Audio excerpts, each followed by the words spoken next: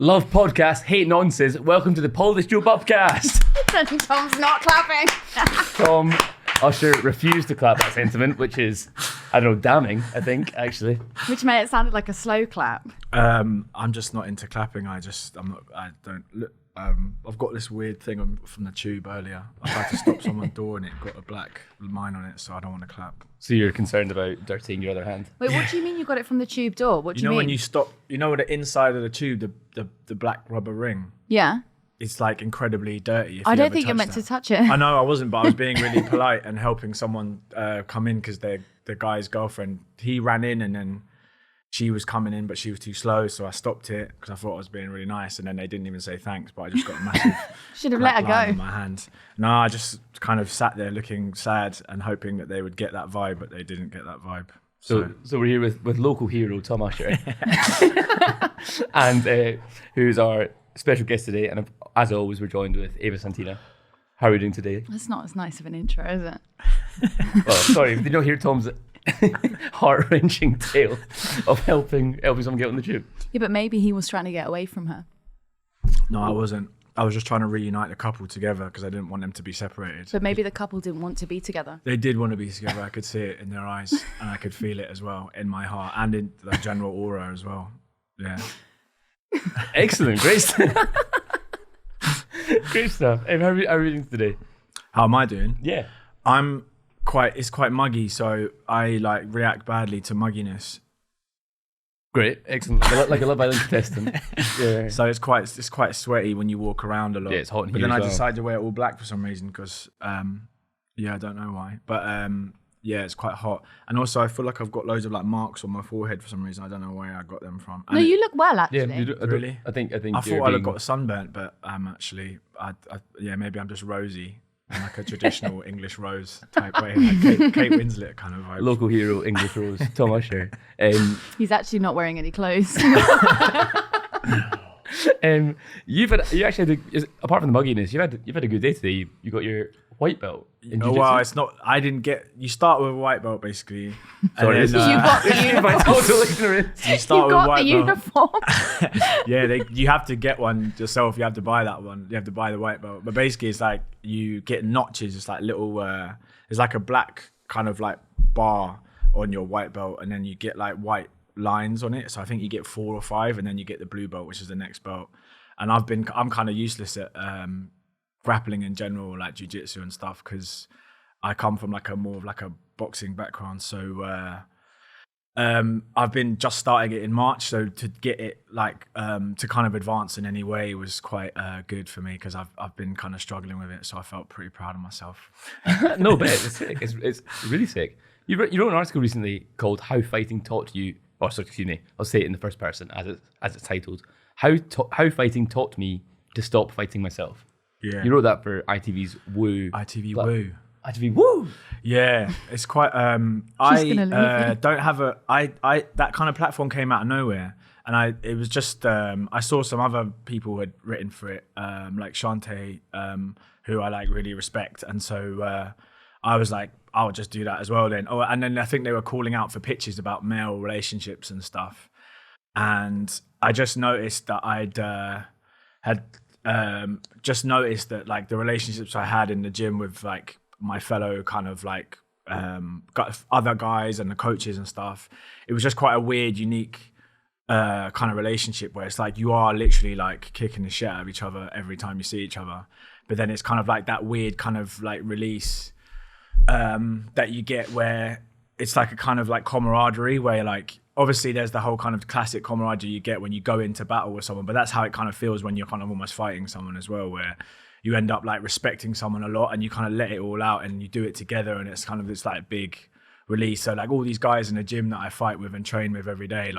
I don't know anything about their actual lives except what I see on the Instagram stories or whatever, but I feel a very close bond with them, and they're very supportive, and obviously I whenever you're having a bad time, I was having a bad time last year, and just felt that whole kind of supportive network is not really one that men actually get in many other places really in modern day life, because where are you going to get it from? like your office or whatever, like some weirdo who's sitting next to you that you don't even like in the office. You know what I'm talking about. When you said that, I thought Tom's going to be pointing at me. So like, so it's like weird because obviously, you know, it's just a struggle. Like communities, obviously, we're becoming more and more fragmented and alienated from each other, and all of those kind of, is it Adam Curtis? That guy? Probably. That. Yeah.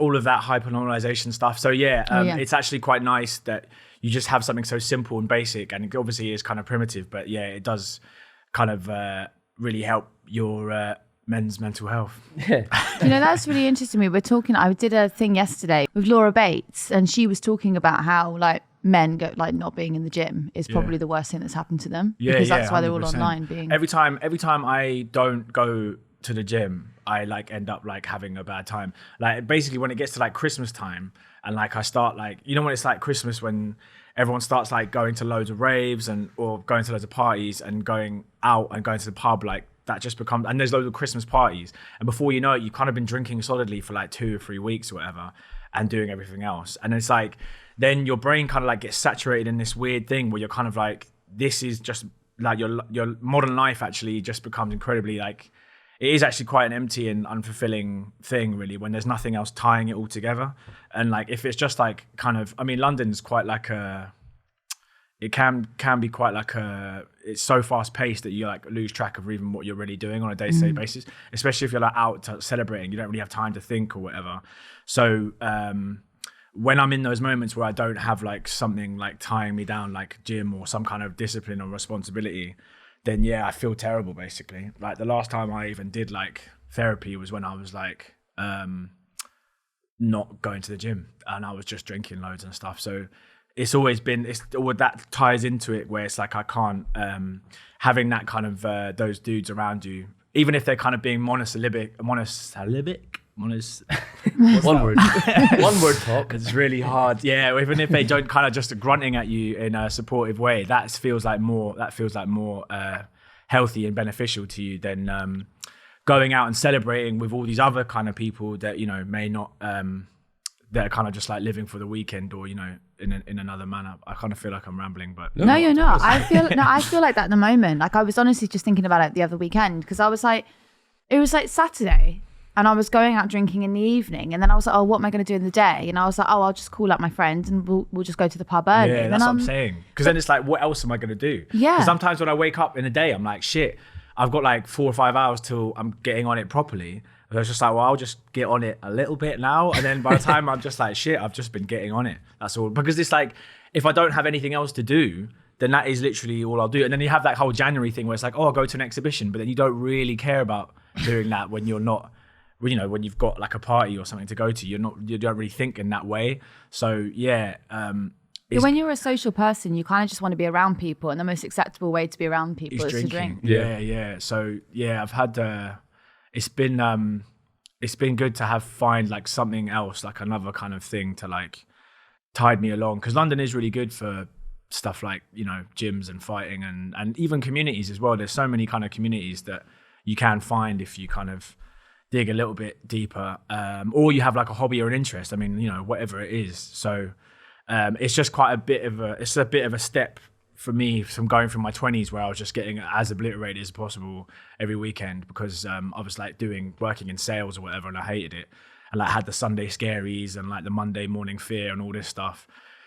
So moving from that to this and kind of realizing, you know, that you've got to like balance it out with other stuff is healthy. Yeah. You know that thing, like I remember back when I was like 22, 23 and I was dating a much older man, as was the theme.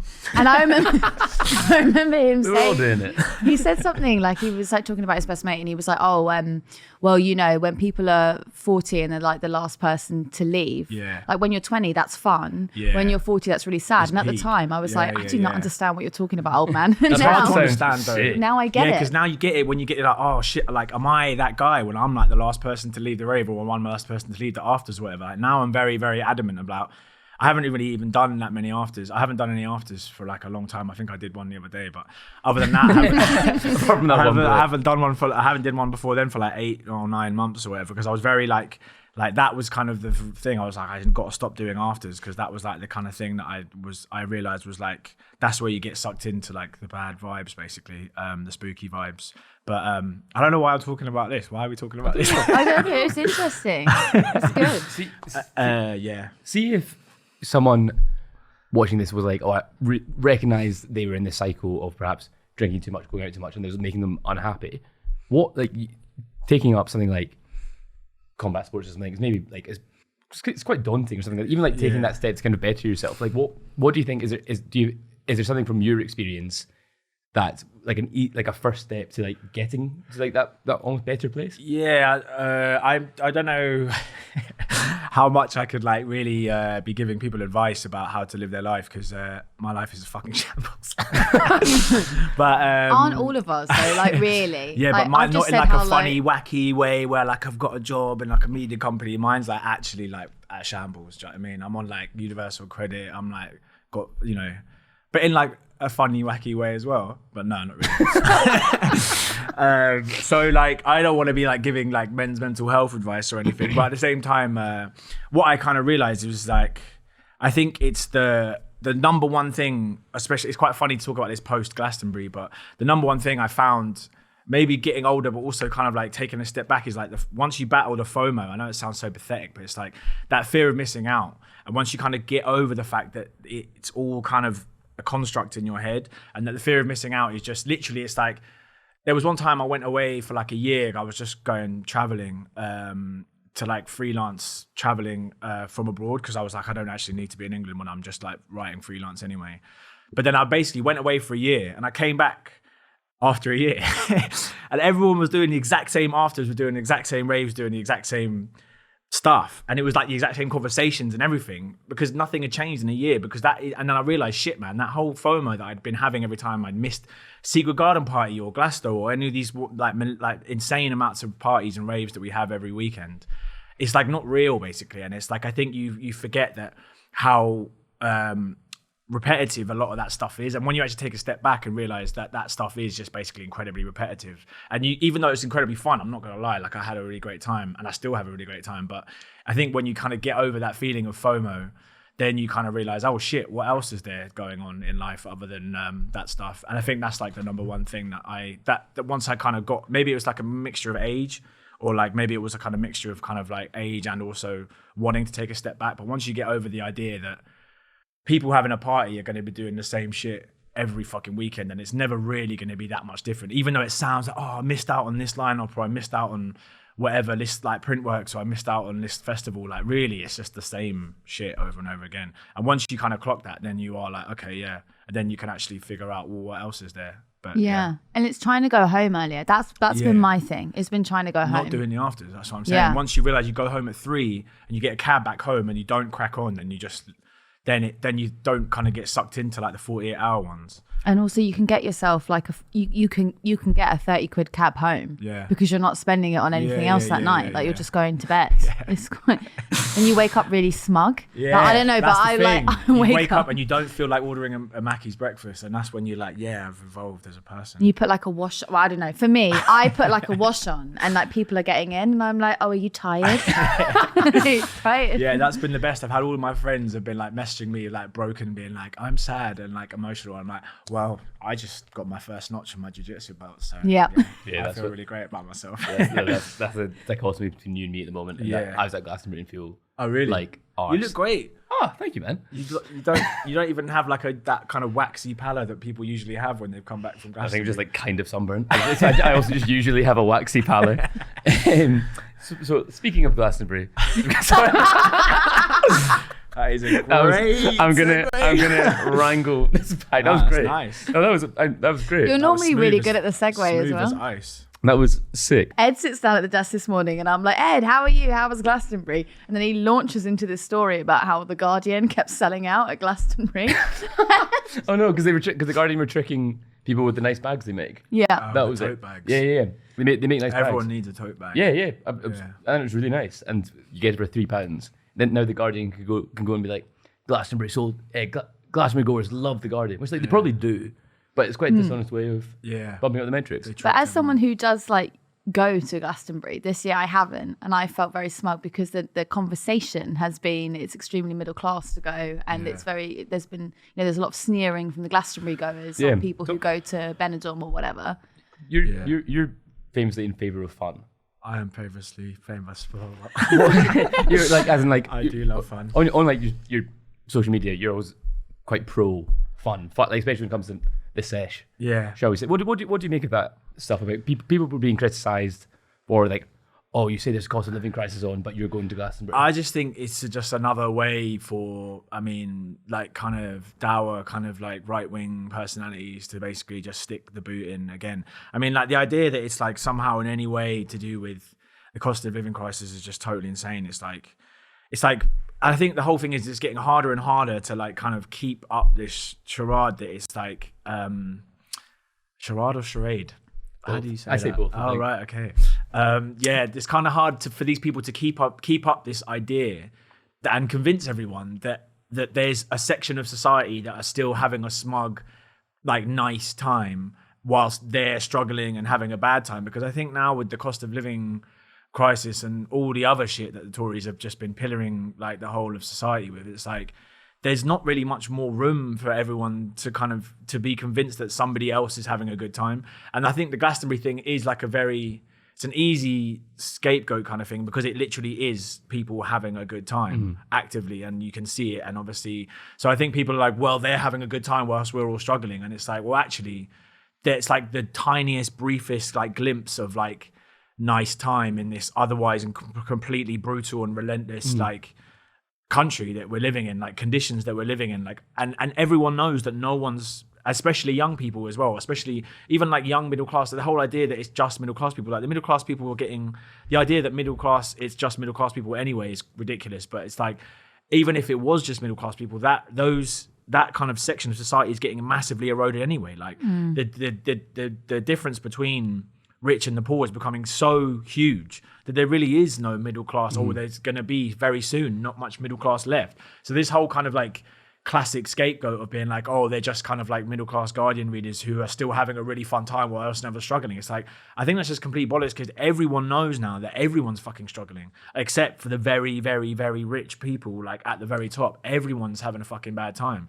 And if you want to spend like basically the last fucking bits of money that you have on having a good time because everything else is so relentlessly shit, then why the fuck would that be a problem? Like why would you judge someone to do that anyway? Like it's like, okay, but yeah, they spent 340 quid on Glastonbury and then to have a nice time because everything else is so relentlessly bad. Yeah. They should be able to do that to take the fucking edge off like living in this fucking country basically. And there's like that tiny kind of little like that little slither in the middle of like people, I guess, who are our age, who go and they have a lot of money but have liberal ideas. And then that kind of tiny slither is used to represent like every single person that goes there.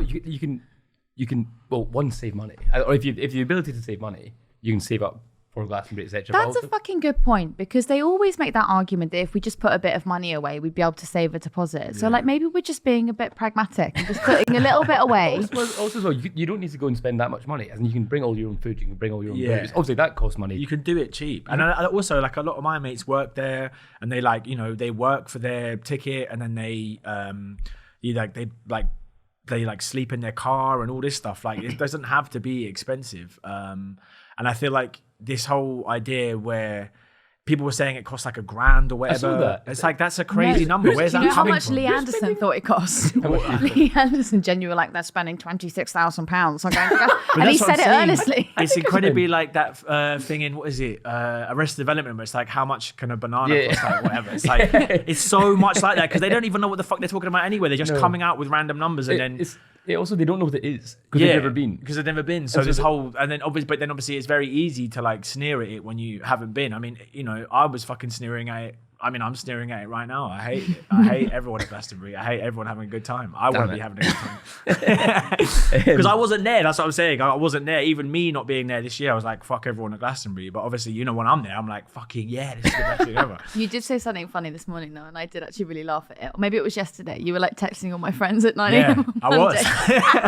I actually was texting all my mates being like, are we still friends? Because you've been at Glastonbury for a long time and you haven't messaged me back. And I've been sending some pretty emotional messages. I've been pretty sober this whole weekend. You haven't really been messaging me back. No one said anything about your new notch in the belt. No one said anything about supporting me in my jiu-jitsu journey, and I feel pretty. They're sitting sweating in a 45-degree tent. Yeah, no, like they're all having a bad time. They're not eating in like 3 days. Yeah. What's that really crap thing that when you're a reporter, like the first job that you get to do is like when it gets hot, there's a heat wave in London. Like your editor will send you down to the tube to like measure the temperature of the tube. And it just seems to kind of be like, for some reason, an activity that every single reporter has ever had to do. Frying eggs, that kind of thing. That was basically me and my whole internship at Vice. So they just basically made me do that for 3 months.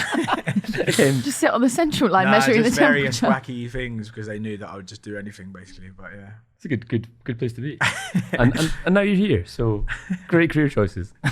We've got so what I was actually trying to say about Glastonbury was not whether or not it was fine that I went, and it was fine, and I had the best time. But I want to talk about the drug testing on site has been banned, and now a group of MPs and Fatboy Slim have written to the Home Office to criticise the decision for blocking on-site drug testing at festivals. I think Parklife tried to arrange it and they couldn't, essentially. Which they absolutely should do at Parklife. They should do it everywhere. Yeah, but especially the places where they're going to be like younger people, basically. Because I mean, not that it's going to be any better if you're older, but I think people in their like. People that go to Glastonbury generally tend to be slightly older, I guess, like in their like late 20s to mid 30s or whatever. Or there is generally like an older crowd who are slightly more experienced with drugs. But like obviously the bad times with the drugs is usually when it's young people who have no idea what the fuck they're doing, and then they'll like take a pinger or take a half, and then they'll not feel anything, then they'll take another, and then that's when all the bad stuff happens, basically. But yeah, the drug testing is quite weird because it's such a harmless thing for them to do. So why would they somehow be against that? It's like, what are you harming? Who? I don't know if, obviously, I mean, we're just such a regressive country in loads of ways, but like the thing I think we're going to really be like the odd man out in Europe and maybe even the world soon in terms of our attitude towards like drugs and like legalization and even like weed and stuff. Obviously we're doing CBD and like, and kind of medical marijuana and stuff like that. But I feel like the way that we're still, our attitudes, I don't know, because like functionally, it feels like, sometimes it feels like functionally, the way that people do take drugs in this country is so kind of, it's so fucking rowdy that like, it doesn't feel like there is much kind of policing in it. But then I think that's kind of more because that is like a class thing where, you know, like certain classes get to basically have their fun with drugs and then other classes get penalized for basically supplying those drugs. And that's where the CBD comes into it. Because think about like, you know, like that Trip brand that's been coming out, like that drink or whatever. Yeah, the drink with CBD oil in it or whatever it's got in it. And it's like, it was marketed in these like really pretty pastel pink cans. It's like quite expensive for a drink, and it was like it first came out like in Soho House, like which is which is like a ridiculous private members club that none of us here would ever be members of. Lying again. Ed's in it. I'm not. But anyway, it's just like the pretty packaging of all of it, and it's like this is a drink that is like, you know, marketed at the middle classes, people with a little bit of money who live in Clapham, and absolutely could not be used for like cancer patients on the end of like live treatment who want just like a fucking like, you know, bit of respite. What I think is actually quite mad is by blocking these sites. So what they're actually blocking is back of house testing. So if you bring in pills and the police find it and confiscated, they test it in back of house, like on site. It's not front of house testing, which is where you come say and go to the loop. Right. And try and get your drugs tested to see if there's like anything lethal in it. It's like after the fact testing almost. And then when they find like a dodgy pill, like we have found fake, I think orange SoundClouds or something, and they can send out a notice that says this contains, which it saves lives. And like, I remember, I think one year at Tea in the Park, it was like green Rolexes was like the big big killer. So they've had some ones because I think what happens basically with pingers especially. Not that I would know anything about this, but basically it's like you get like a press that's like really popular or really good or really strong from like the initial press in Amsterdam or wherever it comes from. I don't know where it would come from, but basically you get one really good pinger and it's like it's the fucking bang bang and everyone goes mental for it. And then basically that pinger then everyone clocks it, all the dealers clock it, so they start doing dodgy presses of those pingers and they start cutting it with really bad shit. So there was a time when basically blue punishes were like the fucking main one that were getting over from Amsterdam. And basically they were so good and they became like ubiquitous as like the go-to massive pinger. They were like 300 mg, which is like obviously close, well, it's like a third of a gram of MD in one pinger. So obviously it's like hench and like, it's really good. But then obviously what happens is that they started cutting that with, I can't remember where they cut it with, that stuff that basically when you take it, they cut it with something that was like basically lethal. Wasn't there rat poison in it? It's the equivalent, or something that goes into rat poison. Yeah, it was like this thing where it's like if you take it for basically you can take fentanyl. it. Yeah, I don't know if it was fentanyl, but it was something on that level where people were taking it and then nothing was happening. So then they take more and more and more, and then the dose that they would end up taking from taking more and more and more. If they'd just taken like half, it wouldn't have fucked them over. But because nothing was happening, then they take more and more and more, and then basically when it actually eventually hits them, because it's super slow release, I think it was like an hour, like 2 hours or something, release this chemical, and then it would just basically kill them or like totally fuck them over. And then a 15-year-old is obviously going to do that. That's what I'm saying. So that's why I'm saying someone like Parklife or the places where there's a lot of younger students or uni people, it's totally ridiculous. It's almost like a safety issue that they're not doing that, because obviously not everyone's going to test it, but if you're like a young responsible adult, which I think most people actually generally are in Gen Z, they're like a lot more like health conscious and stuff, then I think they would be up for testing it. So it does seem a bit like of a neglect, like a safety, like a neglect of safety. It's just entirely, it's so just counterintuitive, being like, oh, just the Britain's attitude to drugs and stuff is so regressive and so just. It's an import from America, though, isn't it? I don't think. But it is. even in America, British conservatism, isn't it? Even in America, they've got like the weed is now legal in loads of places and stuff like that. So even they have starting to like relax, and they're starting to make loads of money off it and all this stuff. So it does just seem like really weird that we're not even like, especially when public perception or public opinion of it is so much further than where the government's opinion on it. It's literally the only person really against it is like Priti Patel and Suella Prem, you know, that kind of like legacy. I think it's so like the Tory voters in the hamlets who own guns for some reasons. Yeah. Like, they won't be like, have you heard what they're letting the young people do? They're feeding drugs to my dog. Yeah. It's like they're constantly trying to appease this like the most mental person in England. But it's like that the moral panics, like the moral panics are getting so loud, and they're getting ever increasingly like more ratcheted up, the noise levels, that it's becoming like impossible to do anything positive, because anything positive is now seen as essentially, I mean, I don't want to get into all of that, but I feel like basically the whole, it's like anything left wing now is seen as almost like the like kind of devil incarnate, basically. So anytime there's any kind of thing progressive, there's such a right wing kind of like static noise that kind of gets like chucked at it straight away, that it becomes impossible to do anything. And I think now the way that politics is that they're essentially, as you're saying, appealing to the most insane person in the room at all times, because anything else other than that will just get like ridiculed or kind of like be toxic for your numbers, I guess, which seems crazy. Like identifying as a cat. Yeah.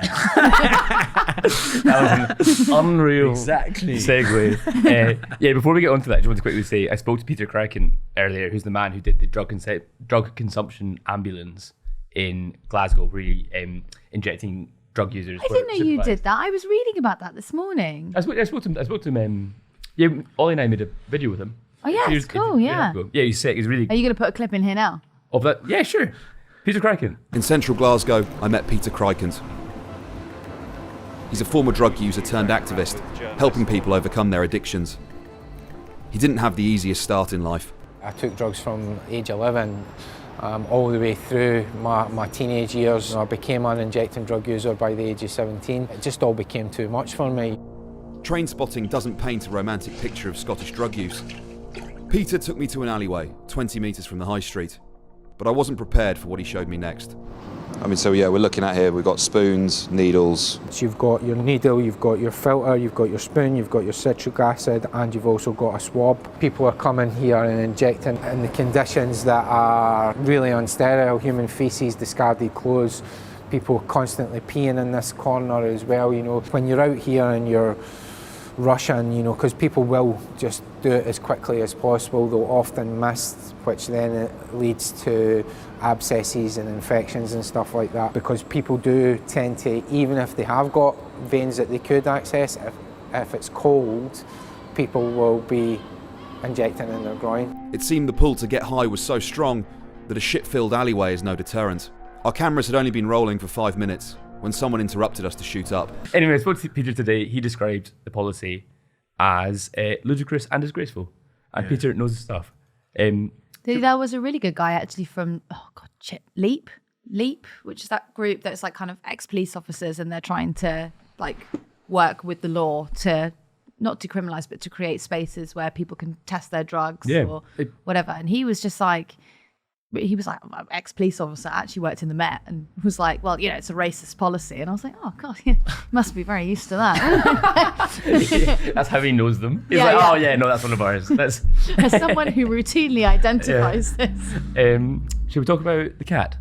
Or the lack of the cat, perhaps? Yeah. Which was, if you didn't see this, a recording of, it was described as, was two schoolgirls being told off by a teacher at a school in East Sussex, where one girl, where the teacher was saying that this pupil should be able to identify as a cat. That's what it was described as. But if you listen to the clip, no one mentioned any people actually identifying as a cat, and it became a big moral panic, amplified by Turning Point UK and other right-wing places like the Daily Mail, where it turned into a whole moral panic about like children should not be able to identify as cats. Well, so what it essentially is that there's like some kid, and everyone had this person in their class. Funnily enough, this actually reminds me, a journalist outed herself as being this kid, which really I just thought was so embarrassing. Do you know, like when you had the kid in the class who like thought they were a horse, but like genuinely did, or like thought they were a cat, and they would just be really strange, or like one of them who liked Doctor Who? They're so different. They're such different things. Maybe to you. One's like one of the biggest BBC shows of all time, and one is like a phenomenon that at your school only. So anyway, there was this kid in the classroom in East Sussex, and they were licking themselves and meowing. And now for some reason it's become a UK-wide moral panic that children are now seeing cat as a gender. But even like that description, the context that was in this clip was, we weren't told any of that. As in, the clip was just... Well, you obviously weren't watching it, Ed, because I really felt it, personally. I think the haste with which people amplified this video, I did not think... Like, I watched and thought, no way, like, what are you talking about? And then people were amplifying it, being like, just jumping on the latest moral panic, and then it became like a battering ram for the rights of trans people. Wait, do we have the tweet? Do we have the tweet from that absolutely mental journalist? Oh, it was yes. I feel it's quite so bad. funny. I actually almost feel quite bad for her, basically. Really? Do you? Like, I know that obviously, in a way, it's like she's doing evil stuff, and it is funny that everyone was like, taking the piss out of her for doing something that was so blatantly evil. But I mean, she's probably getting told to do that by someone else. Like, she's probably freelance. Oh, is she freelance? Yeah. Oh, okay, take it all back. Shall I read the tweet? Yes, to give context to Tom's taking back of support. Looking to speak to a mum whose secondary school age child identifies as an animal. Can be anonymous and fee paid on publication. Please retweet. But who's paying? Because she can't be paying if she's freelance. That's what I'm saying. Yeah, she probably would have sold it quite easy to the Yeah, Telegraph. but this is what I'm saying is that the money is coming from somewhere. She's not, because I know if as a journalist, I know that I would never have money to get someone to speak to someone. Like, so I'm not defending her in any way. I mean, it's just like actually horrible that she was even considering like jumping on that panic and making money off it anyway, and also paying someone to do it. But maybe it's kind of like how some journalists self-fund themselves to go to like Ukraine or other war zones. She sees this as something worth. Yeah, maybe, because it would probably end up going viral or being like massive or whatever. But yeah, the whole thing is, it's actually scary how insane everyone has got so quickly. Like, I think it's got to the point now where even in the last couple of months, like, I go on Twitter, and Twitter is obviously not a good barometer for like how things are going, but it does really feel like there's like, we're like, the Western world is slowly kind of collapsing, and like everything's getting worse and worse noticeably, and there's no real solutions in the kind of paradigm that we already have. So all we're doing is just basically screaming about insane things to kind of distract ourselves from the fact that everything's just completely falling apart. And it's like, I that's obviously, I mean, probably people mention that stuff all the time, but it's like, it's it just feels like the noise level is ratcheting up more and more and more and more to the point where it's actually like almost incomprehensible. Like when you go online, like I remember Nesreen Malik or something did an article about it in The Guardian the other day. And I just said something like, I just replied to it under saying, oh yeah, this is a bit like, you know, how conspiracy theories also. And there was like about I got like 20 replies from just TERFs just being like, oh, is it a conspiracy that a man is like, believes they're a woman and all this shit? And it was like so aggressive and so quick and so like repetitive, like it was just happening. But there's no middle ground in it. Yeah, there's that's never what I'm saying. They straight away go for it. You'll be like, oh It's yeah, so this loud. You know, I said this, and then someone will probably be like, oh yeah, do you want like this person's dick in my daughter's mouth? There's like no middle. Because it has to go from 0 to 60 straight away. Otherwise, it doesn't really make sense. Like there has that moral panic space. I think the thing is with moral panics, they have to be that loud and kind of like almost disorientating for the listener and for like the layman kind of thing. Because if I'm just a normal person, then why would I really care that some kid is identified as a cat? Like I wouldn't really give a shit. It doesn't affect your life in any way. It doesn't affect anyone's life. I'm glad it's not my kid. That seems a bit odd, doesn't it? Like, you know. But then it has to have these cheerleaders that are so loud and like aggressively cheerleading it, because if they aren't that loud and aggressively cheerleading it as this life or death problem, then everyone's going to be like, well, actually, I don't really give a shit. Because the whole thing is that even the transgender, even the whole thing about like people debating transgender lives, which is like an insane thing to even be debating in the first place. But like even that kind of whole thing that the media are trying to portray as a debate has only really come about because people are so violently opposed to it or so violently kind of like being angry about it, that's how it keeps on gaining traction, or that's how it keeps its presence in the media sphere or whatever, because people are just being almost like incomprehensibly loud about it. And then there's no actual way to kind of like not listen, because anytime you say anything about it online or whatever, there's just hundreds of replies from some, whether it's like right-wing, like, you know, right-wing Turning Point funded, or wherever the money is coming from, or wherever this funding is coming from. It's all American, evangelical. Yeah. Like, but then obviously even like the Kathleen Stock thing the other day, where she was like slowly kind of moving from trans stuff into fucking abortion rights. And you can see that, you can see it happening so quickly. Do you know that I was at uni when she was there? And I knew her. Really? I'll tell you what she was like after this. So what was Kathleen Stock's abortion thing? I missed that. She basically starting to say that they're all starting to kind of creep into this kind of like abortion rights aren't like, you know, it's like basically saying, I think basically kind of going into the hard right evangelical line of, are abortion rights actually feminist and all this stuff. So you can easily see that? Yeah, she threw up some article. But she's like the pioneer of like, I came out as a lesbian and like trans are taking away my right to be a lesbian or something, and that feminism. But then I don't know, because then I feel like, I mean, I don't know, you have to like respect what those kind of people were doing back in the day, because I think they were quite pioneering. But of course I do. Like I am not a like second wave feminism denier in any sense of the word. But I think that if you're like at the point now where you're like, oh, it was really nice that we got the pill, but maybe we should take abortion away now because they don't appreciate the lesbians. I think that's where we're kind of getting a bit confused. Yeah, and I just think you can easily see how England's like kind of narrative is slowly blending into American narrative. And that's ultimately the most insulting thing of all, the fact that we're just becoming more American. Yeah. You've alienated our massive American audience, Tom. Ed showed me today, I did not know about this, but there's like a video of like Douglas Murray shouting at me. Like I was on a panel last week talking about the cat thing, and like I hadn't actually thought about it again. And then like Ed showed me that like it's done 2 million views on YouTube. What? On Sky News Australia. I had like no idea about this. How did you not know he was shouting at you? No, I knew he was shouting at me. The clip had been published on Sky News Australia. I just assumed that it just kind of gone away into the ether. Yeah. He was saying, he was making all the arguments of like, this is the most dangerous thing to ever happen since like, you know, the Manhattan Project. Yeah, but it has to have this life or death quality to it. That's why it's so weird. And then I said, well, you know, I don't actually agree with that. I think this just seems like one sort of strange child, and I think it's all right. And then he just launched at me saying, who even are you? You don't even have a career.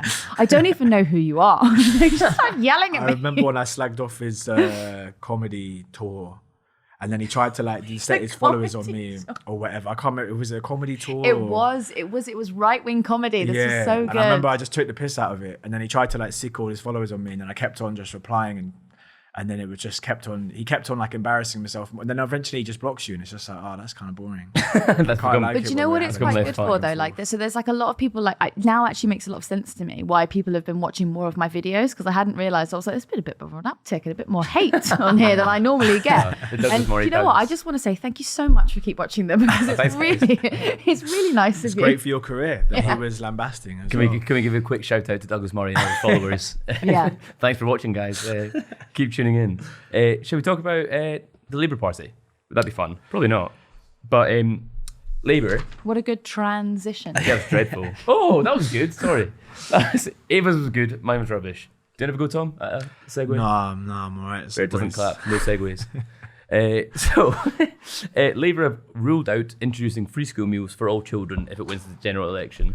They said there is no commitment to the policy and it will not feature in the manifesto. Thoughts, Tom? Oh man, it's just so depressing.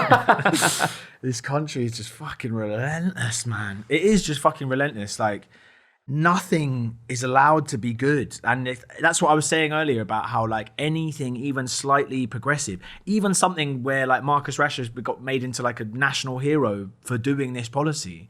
Labour are so scared of losing that older vote or losing that kind of mental vote, insane vote, people that are basically been made insane by like slow dripping like poison from like the media over like 40 years, that like they now aren't even doing progressive policies that people actually agree with. And like I don't know, there's obviously I follow a lot of I follow a lot of left-wing people on Twitter, and they post a lot of stuff about how people actually support like nationalisation of various things, and I'm not actually sure where they're getting their stats from. Whatever, it always seems to be like from opinion polls, just as like reliable as any other government opinion poll. But I trust them more because they're left wing and I'm left wing. So, but yeah, no criticism of that. But it does seem to be like a general consensus that like the progressive policies are actually getting more and more supported. You know, stuff like nationalisation of the rail, nationalisation of energy companies. I mean, I'm sure that is definitely supported by the mass. Water is the big one. Yeah, because there's sewage. And it's like people, but then Labour are like, oh yeah, we can't do that, because they're literally appealing to the tiniest sliver of people who turn out, who are going to basically which is swing. so mental, because the water argument is so simple. Like Kent have just had a water ban introduced, right? Yeah. Okay, Kent, right? You want to win Kent if you're Labour. Yeah. And so you basically just turn around to Kent and you say, how much does it piss you off that you can't water your garden? Well, do you know why that It's is? so simple, because though. these, I was going to say something else. These Ed Campbells are like not aren't fixing the pipes, they're not plugging the holes, and they are losing millions of litres of water every year. And that in turn means you can't water your garden. It's such an easy vote winner. But it's just like saying, look, we'll just sort the water out, and you don't even have to say we'll bring it into like nationalisation. Just say we're going to like, I don't know, I guess they do say like vague things like we're going to like fix this or fix that. But it's always incredibly vague in like a way that's so non-committal that you know that, I mean, obviously the whole thing about Starmer is that he's like gone back on all his pledges. Every single pledge he's done, he just keeps on like kind of going back on it in like almost like a comical way where he like, it's kind of like, does he even need to go back on this one? It's not even like harming his like chances at all, but he just does it anyway, just like for a laugh kind of thing. But like he really doesn't, it's not like he has a chance to like do these policies, because I still think this country is so fucked in the head that basically like doing any of those policies will essentially be met with some kind of fury and scorn in a way that will actually damage your chances of getting into power. But and I think Rishi Sunak knows that. Like, I mean, what he said to him a couple of weeks ago at PMQs was like the best land on him ever, where he was like, oh, this man wants to pay out the unions and this man wants to spend. He's never going to do any of that. But it's just, it lands so well. And everyone's at home going, well, do you know? That's actually quite true. Yeah. And the best thing about him, he coined the phrase, Keir Starmer, sticking plaster politics. Like if you look it up, that's his phrase. He's like owned that. What does that mean? Sticking plaster. So it's like very temporary policies that apparently the Tories have done just to kind of like keep things moving. Like Almost putting kind a little bandage of on. fix the damage that they've done with their own previous policies. Yeah. Yes, but by not committing to any new spending or not committing to any kind of new radical policy, you yourself are the sticking plaster politics. Do you think Labour continue to do well in the polls despite promising nothing? And that's to do with the Tories are so unpopular at this point. Yeah. That's probably why they're so far ahead of the polls. Do you think they're sitting in the Labour Party headquarters going, great, another no free school meals bounce? you think they're taking the wrong message from this? No, I think that it's just reactionary politics at the moment. I think that, like, if you look at the MRP polling, which is like the most accurate form of polling, it does show that Labour is way ahead in this. It stands to get something like 420 seats. Fine. But all of that is in reaction to the Tories just being absolutely abysmal and voters saying that they're not going to turn out, not they're going to turn their vote into a Labour vote, that they're simply not going to vote. Yeah. Or not going to vote, yeah. I mean, I don't think I'm going to vote. I mean, it's like, it's pretty sad though, because it's literally like they've just beaten you down to the point where you just actually feel, you know, hopeless and feel like abject about any kind of form of politics. But I guess in a way, I remember before I don't even want to get into like Corbyn anyway, but before all that basically happened, like politics, like even the Miliband thing, it was kind of like there was like a vague attempt at making it popular with young people, but it wasn't really. They had like the Milib fandom or whatever the fuck that horrific stuff was. Oh no, she used to work here. Oh, so okay. I actually really liked that stuff. But she was cool. I think in the end she actually did end up going into Labour or whatever. So I kind of rated. And also, do you know she was like 19? Yeah, so she was well young. So I kind of rated that she had that like. She might have been younger. She's younger than she me. was well young. Was she? Yeah, when she did that whole thing. But it was actually kind of mad because she captured everyone in a way that like Labour could not. Yeah. Like I mean, how do you make Ed Miliband like fuckable? She did it. Attractive or in any way kind of like into a positive meme rather than like a kind of piss take meme that he kind of was. It's like the Sun front page versus the Miller fandom. Yeah, that's what it was up against. That's what it was. The power of 14-year-old schoolgirls. But basically, since then, she was that young, wasn't she? Yeah, well, I was 18. She was she was like really young. I think it was like 14 or something insane. But that was before TikTok, so she like made the video and then put it on Twitter or something of like the heart meme emoji or whatever it was. But yeah, basically I think since then there was like a groundswell of young people actually caring, and then obviously I feel like it's like we need to crush young people's hope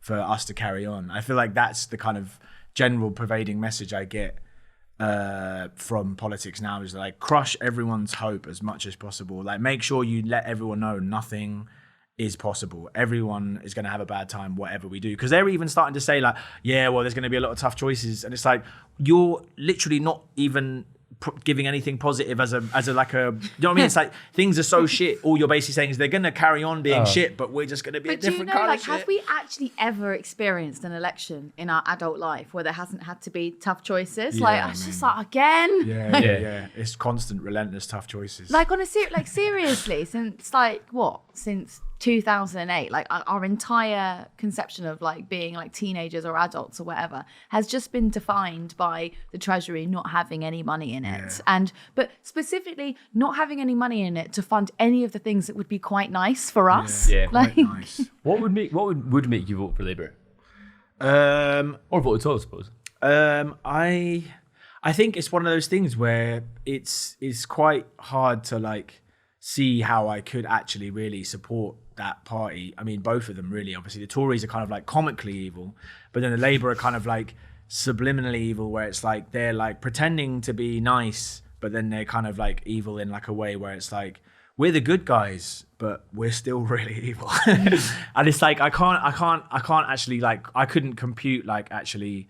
There's like some politicians that like obviously like Zara Sultana and stuff like that. She's amazing, and like Nadia Whittome and stuff, and I really support them and they're great. But they've been like they're being bullied out. They're being bullied out. That's the whole thing. It's like I love them so much, and it's like I love what they do, and that they are like the kind of last bastion of like hope that I have for politics in any way, shape or form, and then they're just getting absolutely trounced by their own party. Do you know, I knew that Zara Sultana was going to be bullied out of the party the second that we went on a press trip with her to a Gurdwara, and she was so interested in what the people we were going to meet had to say. Like she was genuinely engaging with them, like actually interested in what was going on.